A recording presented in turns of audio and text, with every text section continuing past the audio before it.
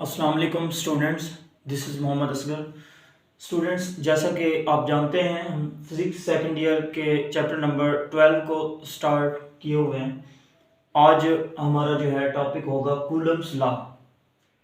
Chapter number 12 electrostatics, उसका topics होगा। हमारा फर्स्ट टॉपिक है कूलम्स लॉ, इसके ऊपर आज हम बात करेंगे।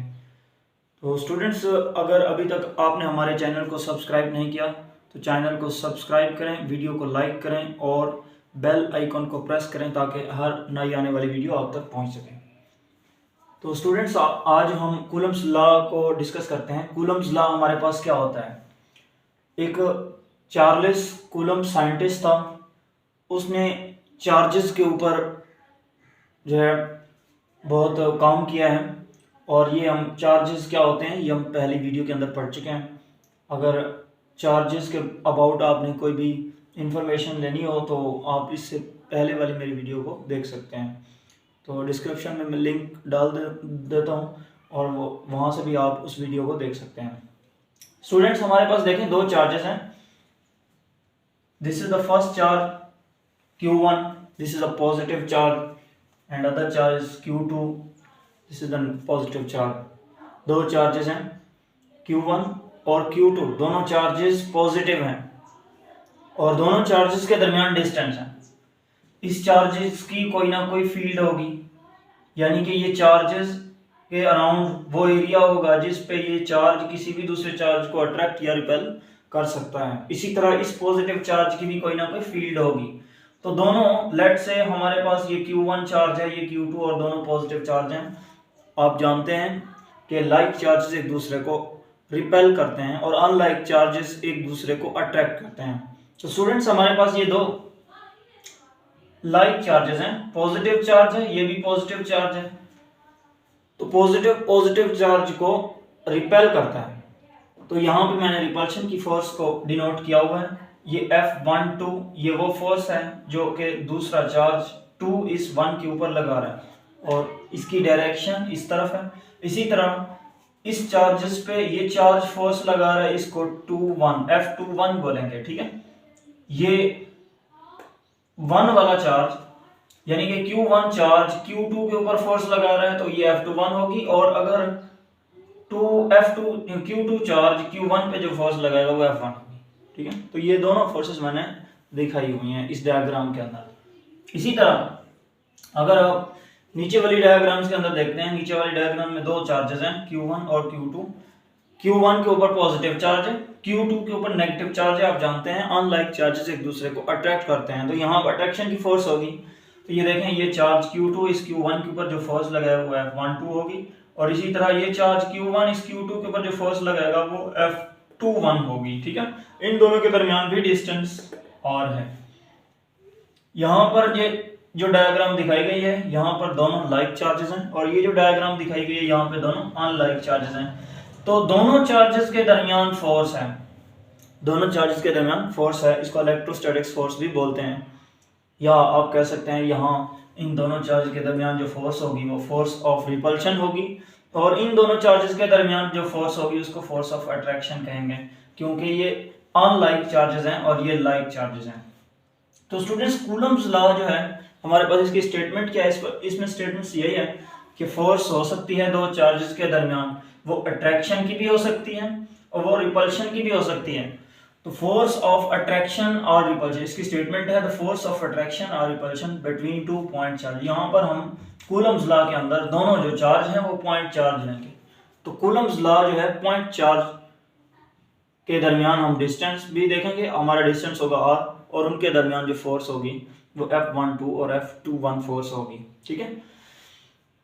तो द फोर्स ऑफ अट्रैक्शन और repulsion between two point charges is directly proportional to the product of magnitude of charges.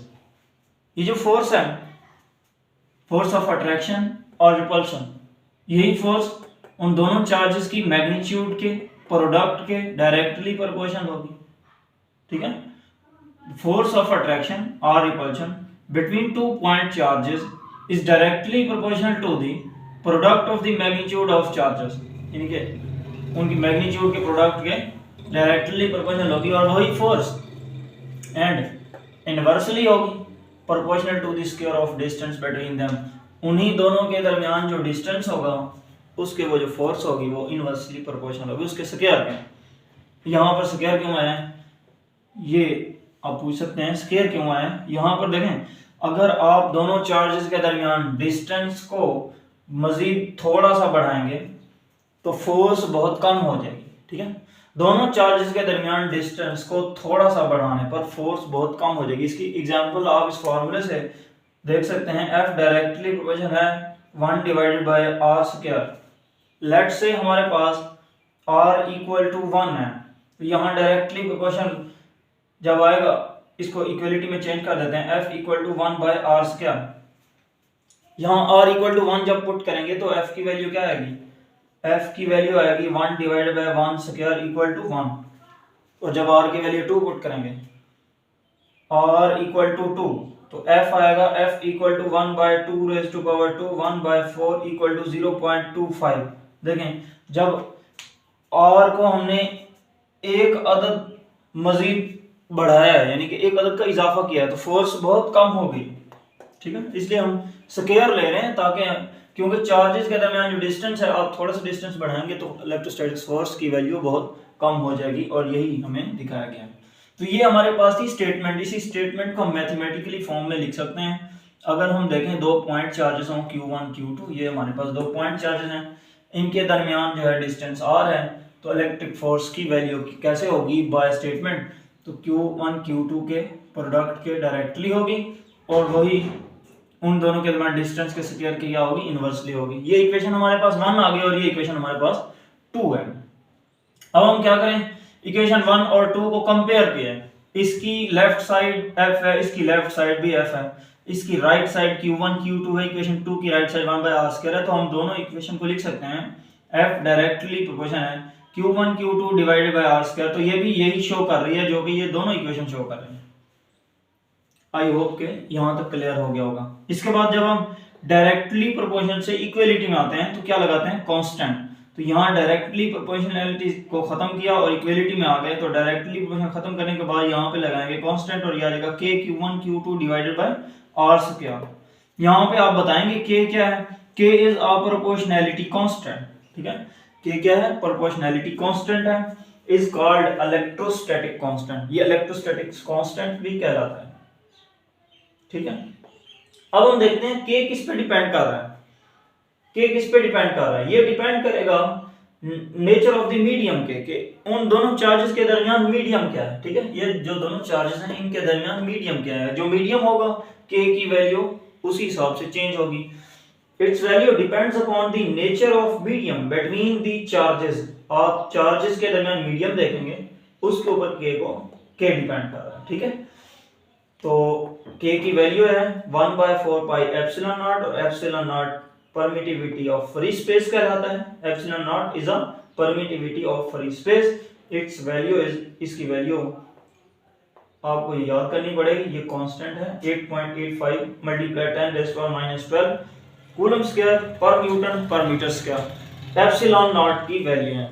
I hope यहाँ तक आपको क्लियर हो गया होगा। एप्सिलॉन नॉट की वैल्यू जब आप इस इक्वेशन के अंदर पुट करें तो क्या बन जाएगा, k equal to 1/4 into pi की वैल्यू क्या 3.14, एप्सिलॉन नॉट क्या आप अभी निकाल चुके हैं 8.85, यही पुट कर दे, k equal to 1/4 into 3.14 8.85 multiply 10⁻⁻12।